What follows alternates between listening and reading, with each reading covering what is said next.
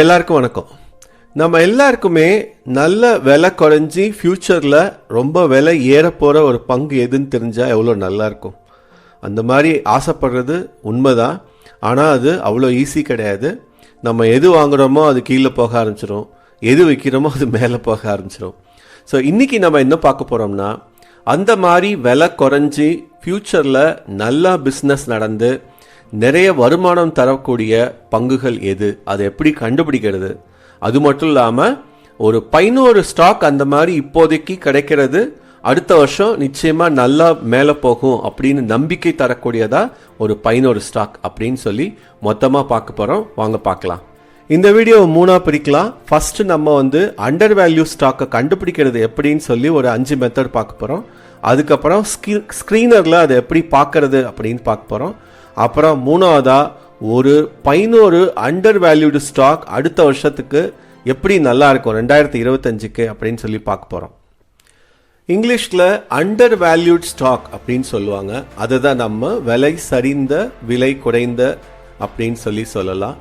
So இந்த விலை குறைஞ்ச இந்த மாதிரி கம்பெனியோட ஸ்டாக் கண்டுபிடிக்கிறதுக்கு நிறைய மெத்தட்ஸ் இருக்குது. பொதுவாக உடனே எல்லாரும் சொல்கிறது PE ரேஷியோ.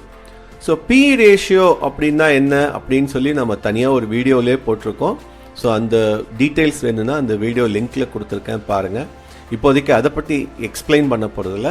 ஆனால் பொதுவாக PE ரேஷியோ அப்படிங்கிறது ஒரு 20க்கு கீழே, அதே மாதிரி இண்டஸ்ட்ரி PEக்கும் கீழே இருந்தால் அது நல்லா இருக்கும் அப்படின்னு சொல்லுவோம். PE ரேஷியோ எப்படி கண்டுபிடிக்கிறது அப்படின்னு பார்க்கணும்னாலும் ரொம்ப சிம்பிளாக உங்களுக்கு ரிமைண்ட் பண்ணணும்னா, இப்போ உள்ள ப்ரைஸில் ஏர்னிங் பர் ஷேர் EPSன்னு சொல்லுவாங்க, அதை டிவைட் பண்ணால் வர்றது தான் PE ரேஷியோ. அதாவது ப்ரைஸ் டு ஏர்னிங் ரேஷியோ அப்படிங்கிறது தான் PE ரேஷியோ. PE ரேஷியோ மட்டுமே வச்சு ஒரு வேல்யூ ஸ்டாக்கை வாங்கினா அது நிச்சயமாக ஒரு தப்பாக்க முடிய நிறைய வாய்ப்புகள் இருக்குது. என்ன ரீசன்னா, PE ரேஷியோ கால்குலேட் பண்ணுறது பழைய டேட்டாவை வச்சு. ஆனால் நமக்கு future potential, future growth potential என்ன இருக்கும் அதை பேஸ் பண்ணி முடிவு எடுக்க முடியுமான்னா PE ரேஷியோ மட்டுமே வச்சு பண்ண முடியாது. அதே மாதிரி ஒவ்வொரு செக்டாருக்கும் PE ரேஷியோ மாறுபடும். ஸோ டிஃப்ரெண்ட்டான 2-3 செக்டாரை நம்ம கம்பேர் பண்ணி அதை போய் PE ரேஷியோ மட்டுமே பேஸ் பண்ணி டிசைட் பண்ணால் நிச்சயமாக தப்பாக முடியும். ஸோ அப்போ என்ன பண்ணுறது? PE ரேஷியோவில் இருக்கிற இந்த பிரச்சனைக்காகத்தான் பெக் ரேஷியோ அப்படின்னு சொல்லி ஒன்று இருக்குது. அது என்னன்னா, price to earnings to growth. வெறும் அந்த ப்ரைஸ் அப்புறம் ஏர்னிங்ஸ், வருமானம் அப்புறம் இப்போ உள்ள விலை, இதை மட்டும் பார்க்காம ஃபியூச்சரில் இந்த பர்டிகுலர் கம்பெனியோட க்ரோத் எப்படி இருக்கும் அப்படிங்கிறத டிசைட் பண்ணால் நமக்கு கிடைக்க போகிறது தான் பெக் ரேஷியோ. ஸோ பெக் ரேஷியோவில் உள்ள அட்வான்டேஜ் என்னென்னா, எப்பெல்லாம் நீங்கள் ஆல்ரெடி PE ரேஷியோவும் பார்த்துட்டு அதுக்கப்புறம் பெக் ரேஷியோ பார்த்தோம்னா நிச்சயமாக ஒரு நல்ல வேல்யூ ஸ்டாக்கை கண்டுபிடிக்க வாய்ப்பு இருக்குது. பெக் ரேஷியோ அப்படிங்கிறது என்ன? அதாவது PE ரேஷியோவை க்ரோத் ரேட்டால் வகுத்தா வர்றது தான் பெக் ரேஷியோ. இந்த க்ரோத் ரேட் அப்படின்னா என்ன? ஸோ சிம்பிளாக சொல்லணும்னா, உங்களுக்கு வருஷம் இன்க்ரிமெண்ட் வருது இல்லையா, ஒரு 10% ஆவரேஜாக வருதுன்னா அதுதான் க்ரோத் ரேட். அதாவது ஒரு கம்பெனி, அதே விஷயத்தை அப்படியே நீங்கள் கம்பெனிக்கு பார்த்தீங்கன்னா, ஒரு கம்பெனி வருஷம் எந்த அளவுக்கு வளர்ச்சி இருக்குது, அந்த வளர்ச்சி விகிதம் அப்படிங்கிறது தான் growth rate. So PE ratio already பார்த்துட்டோம். அந்த PE ரேஷியோவை இந்த வளர்ச்சி விகிதத்தால் வகுத்தோம்னா வர்றது தான் PEG ratio. So PEG ratio எப்பெல்லாம் 1க்கு கீழே இருக்கோ அப்போ அந்த ஸ்டாக்கு நல்லா அண்டர் வேல்யூடாக இருக்குது அப்படின்னு அர்த்தம். அதே நேரத்தில் பெக் ரேஷியோ 0க்கு மேலே இருக்கணும், நெகட்டிவாக இருக்கக்கூடாது.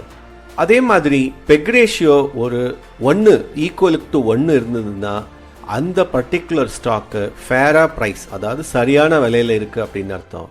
அதே பெக் ரேஷியோ மோர் தென் 1, கிரேட்டர் தென் 1 இருந்தால் அது நிச்சயமாக ஓவர் வேல்யூ, அதோட க்ரோத்து அதோட வேல்யூவை விட ஓவர் வேல்யூடாக இருக்குது அப்படின்னு அர்த்தம்.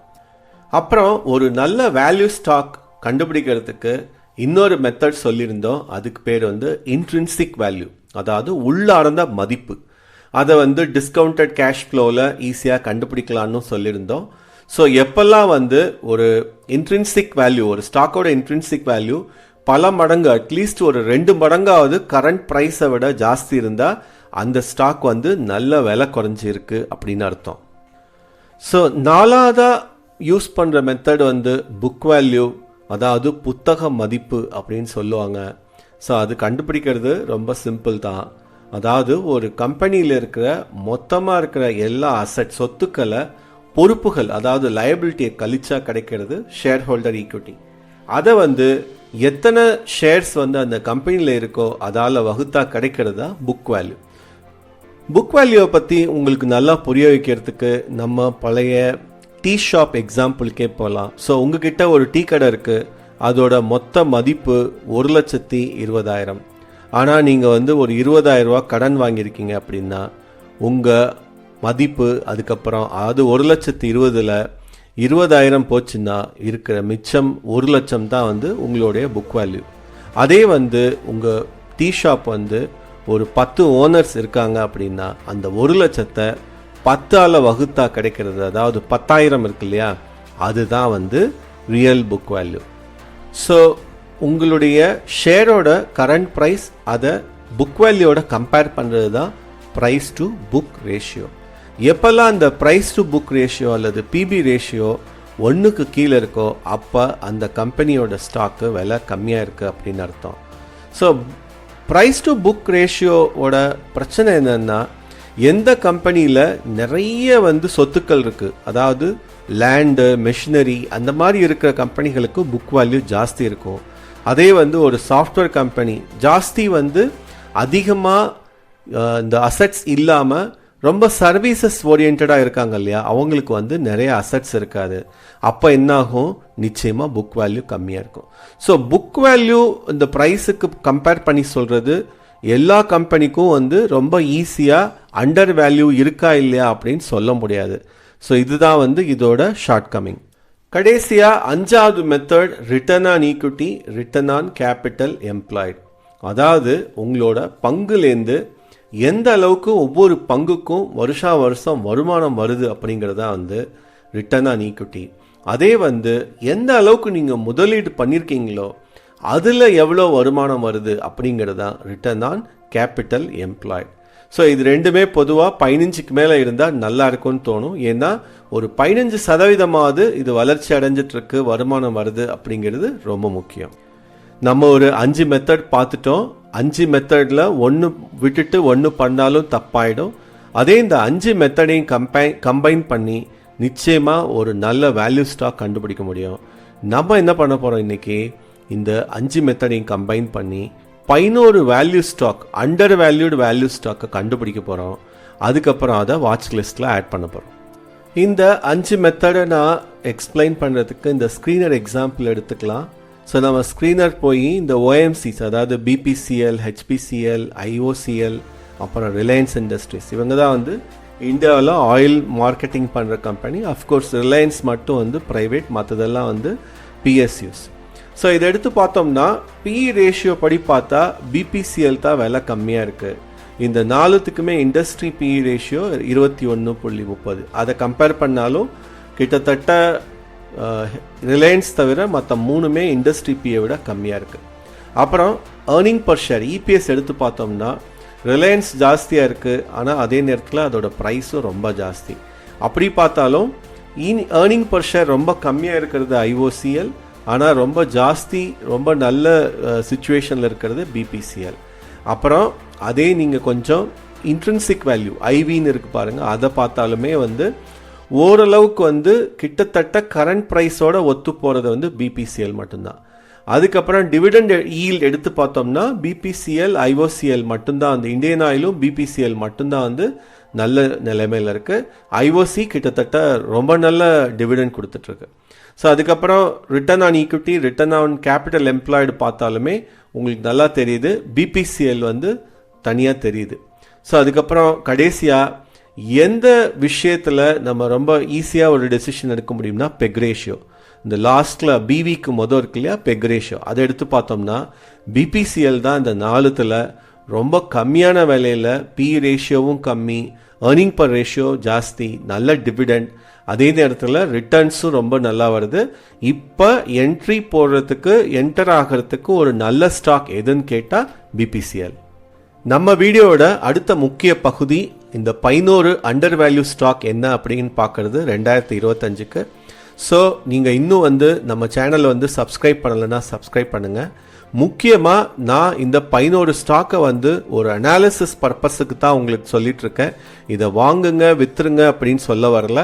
This is not a buy or sell recommendation. அதனால் இதை வந்து பார்த்துட்டு வாட்ச் லிஸ்ட்டில் வச்சுக்கிட்டு நல்லா இன்னும் கொஞ்சம் ஆராய்ச்சி பண்ணி ஓரளவுக்கு வந்து இந்த கான்செப்ட் எல்லாம் உங்களுக்கு எப்படி புரியுது அப்படிங்கிறத பார்த்துக்கிட்டு அதுக்கப்புறமா ஒரு எஸ்ஐபி மோடில் நல்லா நீங்கள் எது வந்து உங்கள் போர்ட்ஃபோலியோவுக்கு கரெக்டாக இருக்கும் அப்படின்னு சொல்லி டிசைட் பண்ணிவிட்டு அப்புறமா முடிவெடுங்க.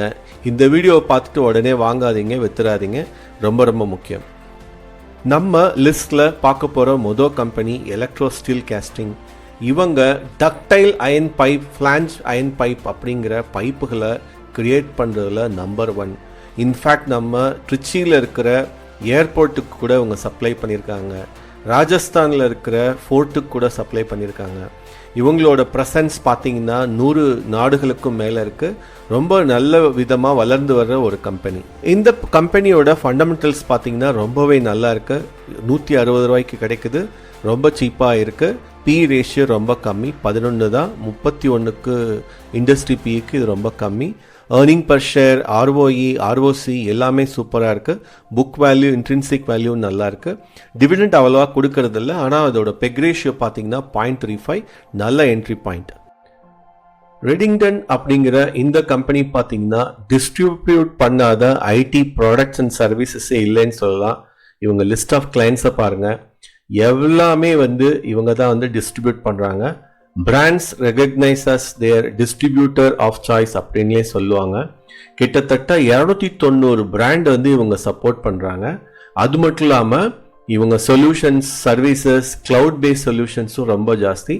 முக்கியமாக உங்களுக்கு ரொம்ப ஈஸியாக புரியணும்னா நீங்கள் வாங்குகிற ஒவ்வொரு ஆப்பிள் ப்ராடக்ட்டும் இவங்க தான் வந்து வாங்கி விற்கிறாங்க. 16,000 கோடிக்கு மேலே இருக்கிற மார்க்கெட் கேபிட்டல், வெறும் 210 ரூபாய்க்குள்ளே இருக்க கரண்ட் ப்ரைஸ், அதுக்கப்புறம் ரொம்ப நல்ல book value, intrinsic value, EPS, ROE, ROC அப்படின்னு சொல்லி இதோட ப்ளஸ் நிறைய சொல்லலாம். முக்கியமாக இப்போதைக்கு இதோட பி ரேஷியோ ரொம்ப கம்மி. பெக் ரேஷியோ பார்த்தீங்கன்னா 1க்கு கீழே இருக்குது, விச் இண்டிகேட்ஸ் ரொம்ப ரைட் டைம் ஃபார் என்ட்ரி அப்படின்னு சொல்லலாம். அப்புறம் பெருசாக வந்து கடனும் கிடையாது. இந்தியாவில் இருக்கிறதுலே மிகப்பெரிய ஷிப்பிங் கார்பரேஷன் அப்படின்னு பார்த்தா ஷிப்பிங் கார்பரேஷன் ஆஃப் இந்தியா. 3இல் 1 பங்கு இதோட மார்க்கெட் ஷேர், அதாவது கிட்டத்தட்ட 33% இதோட மார்க்கெட் ஷேர். இப்போதைக்கு 232 ரூபாய் கீழே கிடைக்குது. இதோட ஹை பார்த்தீங்கன்னா 385. அப்புறம் பி ரேஷியோ ரொம்ப கம்மி, 10.7 தான். Book value, intrinsic value, ROE, ROC எல்லாமே டீசெண்டாக இருக்குது. ஏர்னிங் பர் ஷேர் ரொம்ப சூப்பராக இருக்குது. அப்புறம் பெருசாக டெட் கிடையாது. இந்த கம்பெனியை வந்து நிறைய ப்ரைவேட்டைஸ் பண்ணுறணும் அப்படின்னு சொல்லி நிறைய பேச்சுவார்த்தை நடந்துகிட்ருக்கு. ஸோ இந்த bulk career, extra large career அதெல்லாம் பார்த்தீங்கன்னா இவங்க தான் நம்பர் 1. ஸோ இது வந்து ஒரு சூப்பரான ஸ்டாக் லாங் டேர்ம் போர்ட்ஃபோலியோவுக்கு. நம்ம லிஸ்ட்டில் இருக்கிற 4வது ஸ்டாக் NMDC. இன்ஃபேக்ட் இதுக்கு ஒரு தனி வீடியோவே போடலாம். அந்தளவுக்கு பெரிய PSU கம்பெனி. நிச்சயமாக வந்து அயன் ஓர், அயன் ஸ்பாஞ்ச் ஓர் அதெல்லாம் வந்து வெட்டி எடுத்து மேனுஃபேக்சர் பண்ணுறதுல நம்பர் 1. ப்ளஸ் இது வந்து ஒரு மோட் கம்பெனின்னு சொல்லலாம். இப்போதைக்கு கிட்டத்தட்ட ஹையை விட கிட்டத்தட்ட வந்து ஒரு 80% குறைஞ்சி 240 ரூபா ரேஞ்சுக்கு கிடைக்குது. பி ரேஷியோ ரொம்ப கம்மி, இண்டஸ்ட்ரி பியை விட பாதி தான் இருக்குது. பெக் ரேஷியோ இப்போதைக்கு கொஞ்சம் ஜாஸ்தி இருக்குது. அதனால கொஞ்சம் over value, not very clear entry பாயிண்ட்னு சொல்லலாம். கொஞ்சம் வாட்ச் லிஸ்ட்டில் ஆட் பண்ணி வாட்ச் பண்ணலாம் இந்த ஸ்டாக்கு. இருந்தாலும் நீங்கள் எஸ்ஐபி மோடில் பண்ணுறீங்கன்னா ஒரு பெரிய விஷயமே இல்லை. ஆனாலும் வந்து பெக் ரேஷியோ கவனிச்சுக்கிட்டே இருங்க. மற்றபடி இதோட புக் வேல்யூ, இன்ட்ரின்சிக் வேல்யூ ரொம்ப நல்லா இருக்குது. டிவிடெண்ட் ஓரளவுக்கு டீசெண்டாக இருக்குது. ROE, ROC ரொம்ப சூப்பராக இருக்குது. 5வது இருக்கிற ONGC பற்றி ஆல்ரெடி தனி வீடியோ நம்ம இங்கிலீஷில் போட்டிருக்கோம். இருந்தாலும் இது வந்து ஒரு மோட்டுன்னு சொல்லலாம். 71% இந்தியாவில் இருக்கிற டொமஸ்டிக் கேஸ் அண்ட் டிஸ்ட்ரிபியூஷன் இவங்க தான் பண்ணுறாங்க. ஸோ இப்போதைக்கு 250 ரூபா ரேஞ்சில் கிடைக்குது. ரொம்ப சீப்பாக கிடைக்குது. இதோட பெக் ரேஷியோவும் 1க்கு கீழே இருக்குது. பிஇ ரேஷியோ பார்த்தீங்கன்னா 3இல் 1 பங்கு தான் இருக்குது இண்டஸ்ட்ரி பிஏ விட. அப்புறம் பெருசாக சொல்ல முடியாது. ஏன்னா வந்து இந்த மாதிரி கம்பெனிகள் அரசாங்க கடன் வந்து ரொம்ப ஈஸியாக கிடைக்கும். அப்புறம் book value, intrinsic value, ROE, ROC அது மட்டும் இல்லாமல் டிவிடெண்ட் ஈல்டும் சூப்பராக இருக்குது. பாரத் பெட்ரோலியம் தான் 6வது கம்பெனி. இது இப்போதைக்கு ரொம்ப சீப்பாக கிடைக்குதுன்னே சொல்லலாம். 300 ரூபாய்க்கு கிடைக்குது. இதோட ஹை பார்த்தீங்கன்னா 376. இப்போதைக்கு பெக் ரேஷியோ ரொம்ப சீப்பாக இருக்குது, பி ரேஷியோவும் ரொம்ப சூப்பராக இருக்குது. அப்புறம் பெருசாக டெட்டு இருக்குன்னு சொல்ல முடியாது. இதுவும் வந்து ஒரு பிஎஸ்சி கம்பெனி. அப்புறம் முக்கியமாக இந்த return on equity, return on capital investor ரொம்பவே சூப்பராக இருக்குது. புக் வேல்யூ, இன்ட்ரின்சிக் வேல்யூ டீசெண்டாக இருக்குது. எப்போதும் போல் டிவிடெண்டும் நல்லா தராங்க. மற்ற ஆயில் கம்பெனி, அதாவது இந்தியன் ஆயில், ஹெச்பிசிஎல், ரிலையன்ஸை விட இந்த பர்டிகுலர் ஸ்டாக் ரொம்பவே சீப்பாக கிடைக்குதுன்னு சொல்லலாம். இந்தியாவில் ரிலையன்ஸ், ஜியோ, ஏர்டெல் அப்படின்னு சொல்லி 2 பெரிய பிளேயர்ஸ் டெலிஃபோன் சர்வீஸ் கொடுக்கறதுல இருக்கலாம், மொபைல் சர்வீஸு. ஆனால் அவங்க எல்லாருக்குமே சேர்த்து டவர் கொடுக்குற ஒரே கம்பெனி இண்டஸ் டவர். ஸோ இந்தியாவில் இருக்கிற முக்கால்வாசி டவர் இவங்களோடது தான். ஸோ இதோட விலை இப்போதைக்கு 340 கிடைக்குது. ரொம்ப கம்மியாக இருக்குது 505லேருந்து. புக் வேல்யூ, இன்ட்ரின்சிக் வேல்யூ, அப்புறம் ஆர்ஓஇ, ஆர்ஓசி டீசென்ட். இவங்க டிவிடெண்ட் கொடுக்கறதே இல்லை. ஏர்னிங் பர் ஷேர் நல்லா இருக்குது. அப்புறம் முக்கியமாக பி ரேஷியோவும் பெக் ரேஷியோவும் வந்து கிளியர் வின்னர். ஏன்னா வந்து கிளியராக வந்து இப்போதைக்கு வந்து நல்ல விலையில் சீப்பாக கிடைக்குதுன்னு அர்த்தம். ஸோ டெலிகாம் இன்ஃப்ராஸ்ட்ரக்சர் லீசிங் அப்படின்னு பார்த்தா இதோட பிஸ்னஸ் மாடல் வந்து ரொம்ப ரோபஸ்ட். அதனால வந்து லாங் டேர்ம் போர்ட்ஃபோலியோவுக்கு இது வந்து நல்ல உகந்த ஒரு பங்கு. 8வது நம்ம லிஸ்ட்டில் இருக்கிற கம்பெனி கேஎன்ஆர் கன்ஸ்ட்ரக்ஷன். நிறைய ஹைவே ப்ராஜெக்ட், முக்கியமாக சதர்ன் ஸ்டேட்ஸில் இவங்களுக்கு நிறைய ப்ராஜெக்ட்ஸ் கிடைச்சிருக்கு, கவர்மெண்ட் ப்ராஜெக்ட்ஸு. இப்போதைக்கு ரொம்ப சீப்பாக கிடைக்குது, 340 ரூபா. நல்ல வேல்யூ ஸ்டாக்குன்னு சொல்லலாம். பி ரேஷியோ 8லேருந்து 9, ஆனால் இண்டஸ்ட்ரி பிஇ 26. புக் வேல்யூ ரொம்ப நல்லா இருக்குது. இன்ட்ரின்சிக் வேல்யூ ரொம்ப சூப்பராகவே இருக்குது. இவங்க ஆர்ஓஇ, ஆர்ஓசிஇ 20க்கு மேலே. அப்புறம் முக்கியமாக பெருசாக டெட்லாம் கிடையாது. பெக் ரேஷியோ ரொம்ப கிளியராக ஒரு என்ட்ரி பாயிண்ட்டை காமிக்குதுன்னே சொல்லலாம். ஏன்னா 0.37 தான். அப்புறம் 9வது இருக்கிற கோல் இண்டியா. இதை பற்றி நம்ம சொல்லவே வேணாம், நிறைய வாட்டி பேசியிருக்கோம். மிகச்சிறந்த long term portfolio stock, one of the moat அப்படின்னு சொல்லலாம். இப்போதைக்கு 400 சொச்ச ரூபாயில் கிடைக்குது, 410, 420க்குள்ள. இதோட ஹை பார்த்தீங்கன்னா 544. அப்புறம் பி ரேஷியோ ரொம்ப கம்மி, 7 தான். இதோட இண்டஸ்ட்ரி பியை கம்பேர் பண்ணால் பெக் ரேஷியோ கிளியராக காமிக்குது 0.43, which is very good entry point. அப்புறம் இதோட டிவிடெண்ட் டீல் எப்போதும் நல்லா இருக்கும். இந்த வருஷம் கொஞ்சம் குறைஞ்சாலும் 6.22% அடிப்படையில் கிடைக்குது. புக் வேல்யூ நல்லா இருக்கு, இன்ட்ரின்சிக் வேல்யூ ரொம்ப ரொம்ப சூப்பராக இருக்கு. அப்புறம் ஆர்ஓஇ, ஆர்ஓசி பார்த்தீங்கன்னா ரொம்ப நல்ல வருமானம் கொடுத்துருக்கு. கடந்த 2-3 வருஷமாகவே ரொம்ப நல்ல வருமானம் கொடுத்துருக்கு. ஸோ கோல் மைனிங் அப்படின்னு பார்த்தாலே இதோட பேர் தான் நிற்கும். அதனால் இது வந்து ஒரு நல்ல லாங் டேர்ம் போர்ட்ஃபோலியோ ஸ்டாக். 10வது இருக்கிற ஸ்டாக் வந்து ஆயில் இண்டியா. 700 சொச்ச ரூபாய்க்கு மேலே இருந்த ஸ்டாக் 468 ரூபாய்க்கு இப்போதைக்கு கிடைக்குது. இதை பற்றி வந்து வாரன் பஃபெட் போல் வந்து இன்வெஸ்ட் பண்ணுறது எப்படிங்கிற வீடியோவில் ரொம்ப தெளிவாக சொல்லியிருந்தேன். ஏன்னா போன வருஷம் இந்த ஸ்டாக் பாதி கிடைச்சது. சொல்ல முடியாது, அடுத்த ஒரு வருஷத்துலேயே டபுள் ஆகவும் சான்ஸ் இருக்குது. ஏன்னா அதோட பிஸ்னஸ் மாடல் அந்த மாதிரி. இதோட பி ரேஷியோ ரொம்ப கம்மி, 9. அப்புறம் பெக் ரேஷியோவும் ரொம்ப சூப்பராக இண்டிகேட் பண்ணுது, 0.62. அப்புறம் பெருசாக வந்து இதுக்கு வந்து டெட்டு இருக்குன்னு சொல்ல முடியாது. ஏன்னா இதுவும் ஒரு பிஎஸ்யூ. புக் வேல்யூ நல்லா இருக்கு, இன்ட்ரின்சிக் வேல்யூ ரொம்ப கிளியராக காமிக்குது. இது ஒரு வாரன் பஃபெட் வேல்யூ ஸ்டாக் அப்படின்னு. டிவிடெண்ட் டீசெண்டாக இருக்கு. அப்புறம் ஆர்ஓஇ, ஆர்ஓசியும் வந்து ரொம்ப டீசெண்டாக இருக்கு. நம்ம லிஸ்ட்ல 11 கடைசியாக இருக்கிறது கிரேட் ஈஸ்டர்ன் ஷிப்பிங் கார்பரேஷன். நம்ம ஷிப்பிங் கார்பரேஷன் ஆஃப் இந்தியா பார்த்தோம், அது வந்து நவரத்னா பிஎஸ்யூ. அதே நேரத்தில் கிரேட் ஈஸ்டர்ன் ஷிப்பிங் பார்த்தீங்கன்னா ஒரு பிரைவேட் கம்பெனி. ஸோ இதோட மார்க்கெட் கேபிட்டல் 15,000 கோடிக்கும் மேலே, இப்போதைக்கு 1,200 ரூபாய்க்கும் கீழே கிடைக்குது. ஆனால் இதோட பொட்டென்ஷியல் ரொம்ப ஜாஸ்தி. ஏன்னா இதோட பெக் ரேஷியோ பாருங்க, பி ரேஷியோ பாருங்க. நம்ம இது வரைக்கும் பார்த்த 11 ஸ்டாக்ல இந்த ஸ்டாக் தான் ரொம்ப சீப்புன்னு சொல்லலாம். ஏன்னா நீங்கள் 1000 ரூபாய்க்கு மேலே இருக்கிறத பார்க்கக்கூடாது, பி ரேஷியோவும் பெக் ரேஷியோவும் முக்கியமாக பார்க்கணும். இதோட புக் வேல்யூ ரொம்ப நல்லா இருக்குது, கிட்டத்தட்ட கரண்ட் ப்ரைஸ்க்கு ரேஞ்சுக்கு இருக்குது. இன்ட்ரின்சிக் வேல்யூ பார்த்தீங்கன்னா 1.5 டைம்ஸ் இருக்குது, அதாவது 1,500 ரேஞ்சில் இருக்குது. டிவிடெண்ட் டீசெண்டாக கிடைக்கும். ஆர்ஓஇ, ஆர்ஓசியும் வந்து தொடர்ந்து கிடைச்சிக்கிட்டே இருக்கும். இந்த கம்பெனி பார்த்தீங்கன்னா நிறைய கப்பல்கள் வச்சுருக்காங்க, கிட்டத்தட்ட 42 வெசல்ஸ் வச்சுருக்காங்க, 28 டேங்கர். அப்புறம் ட்ரை பல்க் கேரியர்ஸ் வந்து மட்டுமே 14. ஒரு $2 பில்லியன் பிரைவேட் கம்பெனி. 75 வருஷம், அதாவது சுதந்திரம் அடையிறதுக்கு முன்னாடியிலேருந்து இந்த கம்பெனி இந்தியாவில் இருக்குது. ஸோ இந்த கம்பெனியும் வந்து நல்லா வாட்ச் லிஸ்ட்டை வச்சுக்கிட்டு செக் பண்ணுங்கள். இந்த வீடியோ உங்களுக்கு நிச்சயமாக பயனுள்ளதாக இருக்கும் நம்புகிறேன். அப்படி இருந்தால் லைக் பட்டனை கிளிக் பண்ணுங்கள். நீங்கள் இன்னும் சப்ஸ்கிரைப் பண்ணலைன்னா சப்ஸ்கிரைப் பண்ணுங்கள். நன்றி.